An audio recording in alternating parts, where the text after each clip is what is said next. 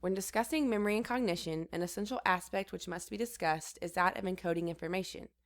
Encoding refers to the initial experience of perceiving and learning events. We encode things by creating visual or verbal codes for the things we see in order to compare them with memory codes of things we already have stored in our memory. We do this all the time. When we are studying or listening to stories our friends are telling us, we are encoding information in terms of prior memory cues. Even song lyrics can evoke certain memories we have. The process of encoding will always include recoding. Recoding is the process by which we take information from the form in which it enters the sensory system and convert it to a format that makes more sense to us. The goal of recoding is to improve retention, or the amount of information we can remember. Recoding is a cognitive function that ultimately might be comparable to an office worker converting a paper document into a digitally editable file.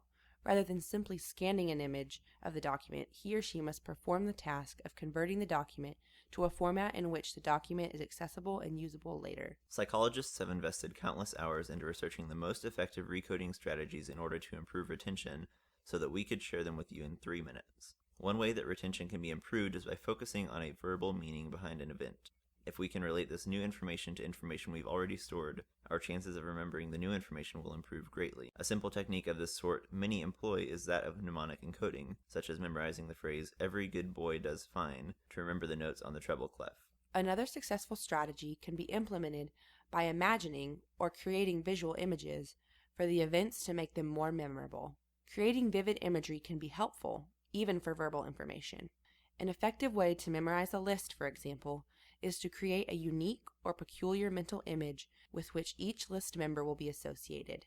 Next time you have to buy groceries, imagine each item on your grocery list at a peculiar location as you visually walk through your house. When you repeat this visual exercise at the grocery store, your memory for the list items will far exceed your working memory capacity. One researcher whose findings combine both of these principles is Alan Pavio. Pavio demonstrated that forming images of the information does in fact aid learning, and that when words are highly concrete, that is to say that they have a high imagery potential, it is easier to create a visual image. We link together our previous experience with the word to form an image for it in order to improve retention. Pavio found that words which could be easily stored visually as well as verbally were much more likely to be recalled.